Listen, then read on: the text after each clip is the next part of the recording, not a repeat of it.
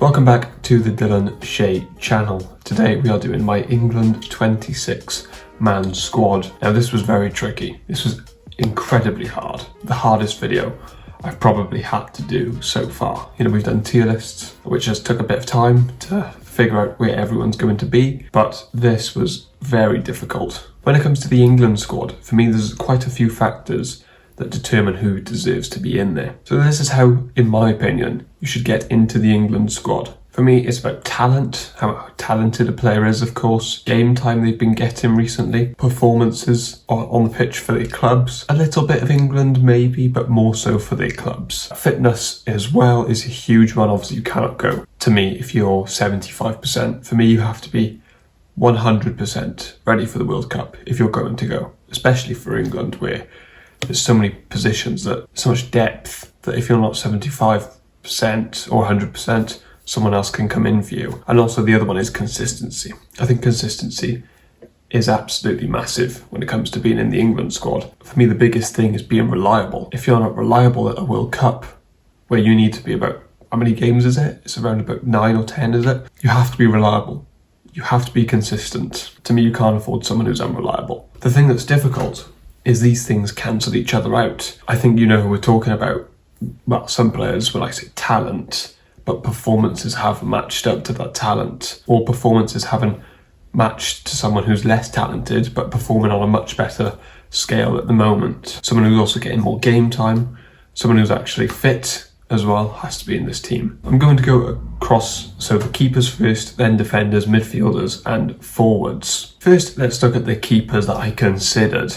So what I'll do is I'll show you people who I considered, which is quite a lot of players, especially when we get to defenders. So first, let's have a look at the keepers. Gone for Pickford, Ramsdale, Sam Johnston, Nick Pope, and Dean Henderson. This was the trickiest one by far. You can see I've left out Dean Henderson and Sam Johnston, right? I've left out Sam Johnston. I think he was the easiest one to... He's not played a game in the Premier League. He's only played one in the Carabao Cup. Dean Henderson, I find it very tricky leaving him out because his performances have matched, in fact, been better than one of these keepers. For me, Aaron Ramsdale's very lucky to be in this squad because he's actually not been that amazing this year.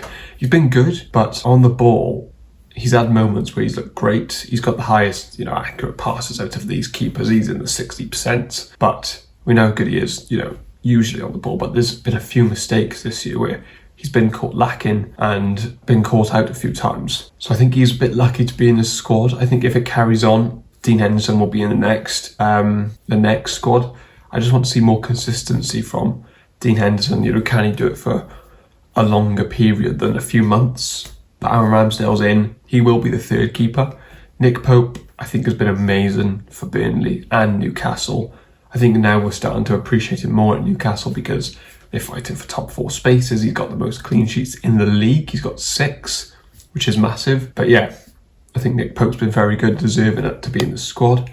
Jordan Pickford as well. Yeah, Jordan Pickford for me has been amazing for the past 9-10 months. I think he's really turned his career around, become one of the best in the Premier League, actually.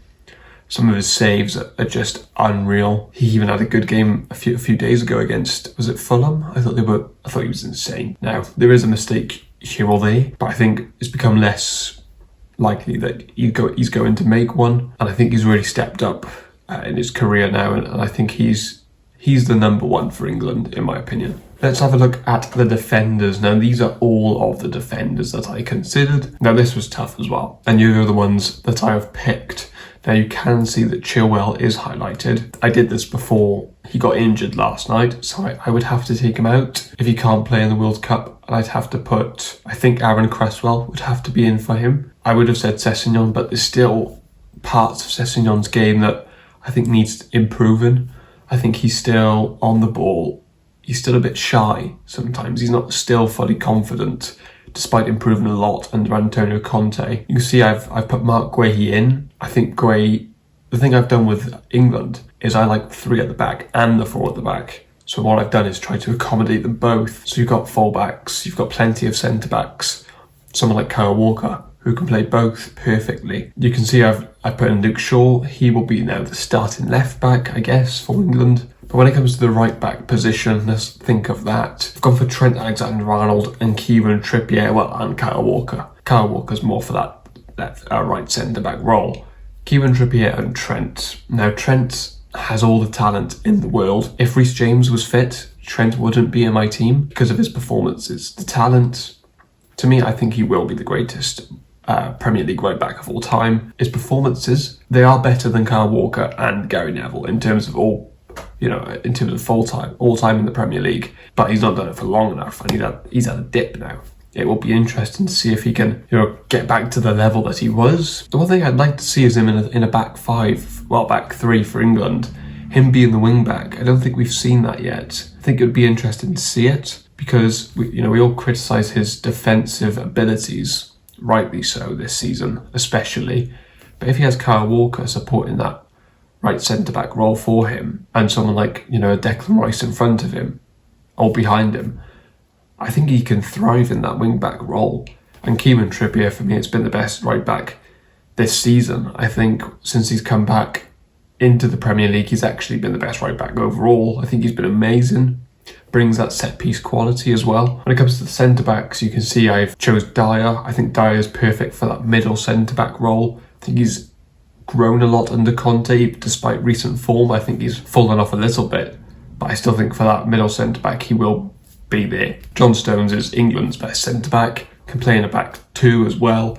That's why I put Tomori, in there. Stones and Tomori, that could be a fantastic partnership, I think. And Cody as well has proved this year that he can play in a back two, and in a back three we know he can thrive. We've seen it at Wolves for years, but I think it's been really interesting to see that he can play in a back two with Tarkowski, who, unfortunately has been left out of the squad. But I just had to choose which one I think was better. I do think Cody is probably that little bit better right now. I'm not sure though. And I just went for the fact that Cody, can play in a back two and a back three very well. Dunk. I did consider Dunk and Ben White, the ex-Brighton man. I just think Ben White at centre-back is good, at right-back he's good, but he's just not the talent that England have already. He's not a Trippier, he's not a Trent, he's not a Walker, he's not a Tomori, he's not a Stones. And Cody's got that leader sort of thing about him. So that's why he's been left out, but he's having a really good season with Arsenal. I do think that I've chosen Mark Guay because in a back two, I think he's someone that's really impressed me at Crystal Palace. I think he's a modern centre-back too. Did amazing at Swansea. And I like him. I think in a back three he can do well. In a back two he can do well. Proven that at Crystal Palace. Let's get on to the big one. Let's get on to Harry Maguire. Now, to me, you cannot justify playing Harry Maguire in a World Cup at this moment in time. You can't. If you play Harry Maguire, if you select him for this England team, you're proving that no matter what any of these centre-backs do for their club, they will not play for England again, and whilst Harry Maguire is playing football. Because he's not playing for Manchester United, he's not playing football. And when he does play football, he's playing terribly. He lacks confidence. On the ball, he's been poor. Off the ball especially, his defending has been terrible for a year or two now. You cannot justify for me putting Maguire in this team. He's done good for England in the past. For me, that doesn't give you the right to then play for England in the future. You have to look at what's happening now. You could say the Joe Gomez one is harsh. I think Joe Gomez is a really talented player. I think he should be in this team. I do think he's a more talented player than Guay and Cody. You could even argue Tomori and Stones, but he's had a long injury. I don't think he's looked as good since coming back. I think he's been shaky. I think if he gets a string of games, a full season into him, and next year he can push on and maybe get back in that England squad, but for now, I don't think so. When it comes to the midfielders, these are the ones that I considered as well. You can see I chose quite a lot of midfielders. Let's talk about, the ones that I haven't picked. Loftus-Cheek, I think he's been really good for Chelsea lately. I think the talent is clearly there, and he's an absolute beast in that midfield as well. There was a header he won against, I can't remember who it was, and it was just unbelievable. He just powered over this guy. It was like a 20-yard header. Yeah, The talent is there. He can drive with the ball. He can score goals. We know this. But I do think if he wants to play for England, I think he does have to move from Chelsea. I don't think overall he will get that game time. You know, they've got Jorginho and Kovacic and Kante, really talented players. And I just think he is playing now. But I think as time goes on, he will be out of that squad. So I think a move to someone like a Crystal Palace, like he was at before, would be perfect for him. Calvin Phillips has, you know, sort of showed me that he didn't really care about his career going to Man City. I don't have any sympathy for leaving him out because I think the choice to go to Man City was, you know, ill-advised. Whoever advised him to do that, I'd say get some better people around you. He should have always stayed at Leeds, waited for someone else to come in. He was never going to play over Rodri. I don't know what he was thinking. He ruined his World Cup chances. He ruined his... You know, you have to get games in at that age that he's at. And he's not super young. You know, I think he's about 23, 24. You have to be getting game time. You can't just be sat on the bench for a team, especially when you have the talent that he has. I mean, he was one of England's best players last time at the World Cup. And to throw it away, let's be honest, for some money, is very disappointing. I am disappointed in him. I have no sympathy for leaving him out at all because it's his own doing. Eberechi is a player I love. I think he's amazing. I think the way he glides past people, I think he has a good pass into the final third as well. Picks up good positions. He scores goals. A really good midfielder, a really flary midfielder, exciting player. Can play on the counter-attack, can play on the front foot, plays with the freedom, but I just think he's not ready for this England squad yet. I don't know if he will get in at some point. I really hope he does. But I think he's still not to his best yet. I still think he's about 85, only about 80% there. I think once he can find that extra 20% just by playing more games, he will be closer. I don't know if he will get in though at some point. I'm not sure. I hope he does though. I think he has the talent to do it. Yeah, the rest of the midfielders... Rice, Bellingham, Mount, Maddison. I cannot believe Maddison was not in the last squad. I think that was a disgrace from Gareth Southgate. I don't know how he left him out. He's been one of England's best players club-wise for a long time now. This season he's been amazing. Could you imagine where Leicester would be without James Maddison? I think he has to be there. You know, he's a great number 10. The thing I think people don't like with Maddison is you see Foden and Mount, they sort of, you know, they move around, they pick up positions that, you know, are quite deadly for opposition. They can do like odd stuff, like Foden can dribble past 3 players, Mount can do that. With Maddison, I think it's more of a case you know what you're getting, and people seem to be a bit bored by that. I wouldn't be. I'm not. I think Maddison is an amazing player. I think he's the best 10 by a country mile. I really do. I think he has to be on the plane for Gareth Southgate, for the England squad. Jordan Henderson, I think, brings that leadership, that captaincy. I mean, he should be he should have been England captain a few years ago. Yeah, I think he has to be on the plane. I think physically he's lost a bit. I think he's lost a touch. But I think on the ball and his passing, I think he can still offer a hell of a lot. Going forward defensively, I think on the ball he's still a very good player. And you know what you've got to consider is he does play with Thiago as someone who doesn't run as much, so he's probably having to do a bit more running. When he has someone like a Bellingham or a Rice or a Gallagher or a Mount with him, I think he can excel. Conor Gallagher is probably a bit of a rogue choice, really coming into his own lately at Chelsea, last season at Palace. Amazing season there. I think he scored eight goals in the Premier League. Fantastic. I think this year, I think he's so talented. I think people give him this label as a goal scorer midfielder. He is, but his pressing is out of this world. The engine this guy has, like he is a beast. Conor Gallagher, he really is. He doesn't stop pressing. He's an absolute pressing monster. And I think if you need a goal, bringing on someone with that sort of energy could be huge for England. I do. James Ward-Prowse. I've sort of gone with James Ward-Prowse for the set pieces, of course. People look down on him a little bit for being that sort of guy, but it's a part of the game. He's a great set piece taker, and apparently that's not an amazing thing. Like, when did we make that rule? No, I don't think he has to be in the squad, but you know, for penalties, which happen quite a lot in a World Cup. Imagine it's the 118th minute and you can bring a player on and you have a free kick, either a crossing situation or a shooting. You have to bring James Ward-Prowse on.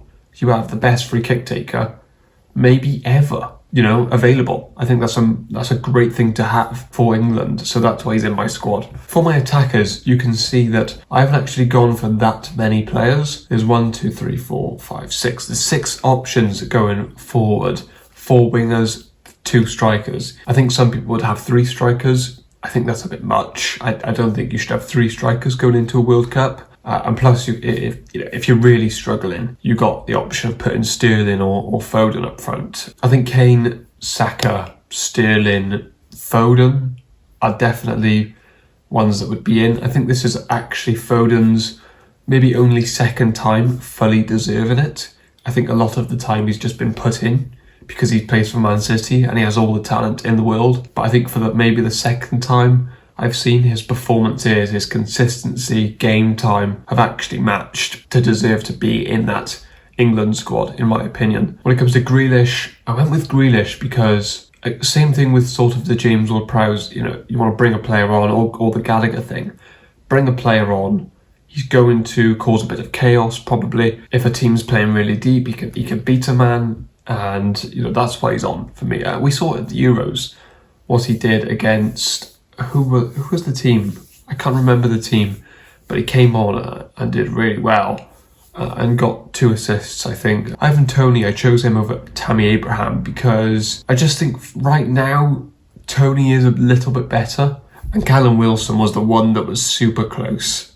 Super close. I went with Toney. I think Callum Wilson, because I've got 2 strikers, I cannot afford to put Callum Wilson in. Like I said, reliable. To me, Callum Wilson, goals, reliable. Is the fitness reliable? I know it's so harsh. It is so harsh. But you have to think about these things, and I just think Toney is way more reliable. I probably should have put Rashford in forwards. I did consider, because I did.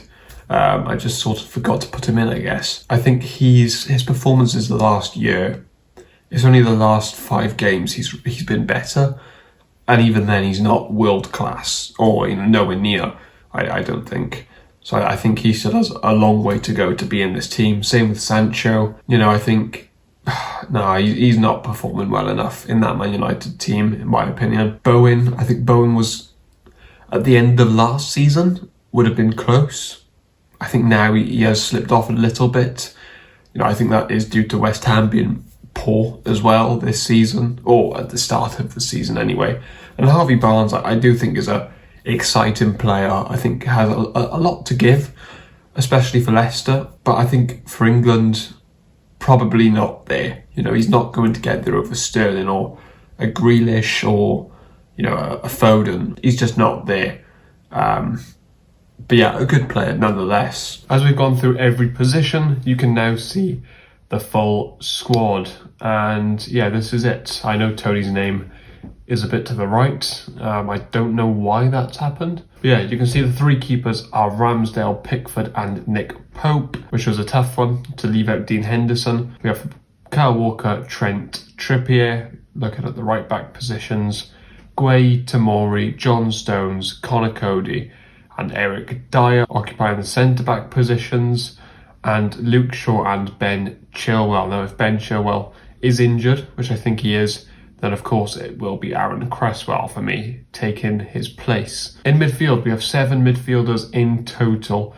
Jordan Henderson, James Maddison, James Ward-Prowse, Mason Mount, Declan Rice, Conor Gallagher and Jude Bellingham. In attack, then we have Phil Foden, Raheem Sterling, Ivan Toney, Harry Kane, Jack Grealish and Bukayo Saka. Now I'm going to show you my 11 for England, what I think the strongest 11 is. In goal, I've gone for Jordan Pickford. I just think his performances, experience, I think he can handle it. I think he's done fantastic in an England shirt so far.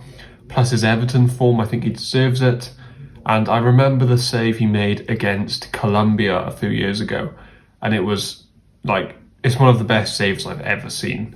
He's fully deserving of that England starting position.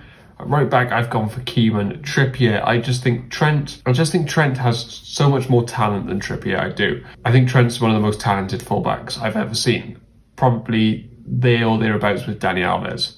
But for me, I think when you look at performances, where is he mentally? I think Trippier is just a lot more ready for this at the moment. And of course, I mean, Trent does offer, good set pieces, brilliant set pieces, but Trippier has took it to a new level. The two centre-backs, I have gone with a 4 at the back, a 4-2-3-1 for England. Of course, I can do what I would do, a 3 at the back as well. I've gone for Tomori and Stones in centre-back. I think this would be the ideal partnership for England. I know John Stones did pick up a knock, so I'm not sure how fit he is. But for me, this would be England's strongest defenders centre-back partnership. Left-back was Ben Chilwell. I have now changed that to Luke Shaw. He's done a great job in an England shirt anyway. He scored that goal in the final as well against Italy, of course. Now, when he's on it, Luke Shaw, he can be very good. Next, we've got Bellingham and Rice. I'm pretty sure everyone is in agreement here that these two have to be the two holding. I think it has to be them two. Declan Rice, one of the best CDMs in the world. No, he's not better than Casemiro though, okay? Bellingham, for me, I think probably behind Haaland and Mbappe, the most exciting youngster in the world. Looking at the wingers, gone for Saka and Sterling. I think they're the strongest, most consistent ones as well. Both been good for England in the past, especially Raheem Sterling. Saka obviously had that moment last year when he missed a penalty, but his actual performances, they were good. James Maddison in front of the two midfielders. For me, it has to be James Maddison. England have lacked creativity. Gareth Southgate is a defensive manager, you would say, and it has done quite well for England so far. Well, very well, in fact. But for me, in that 10 role, you just want as much creativity as possible. And I think James Maddison is the one to do so. Up front, of course, you've got Harry Kane.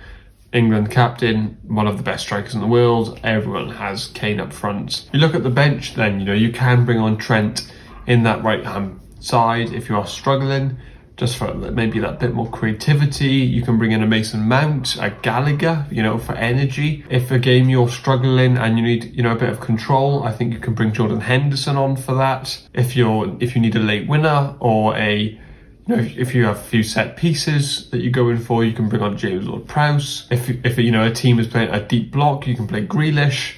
But Grealish can be effective on the counter-attack as well. Foden can make a difference.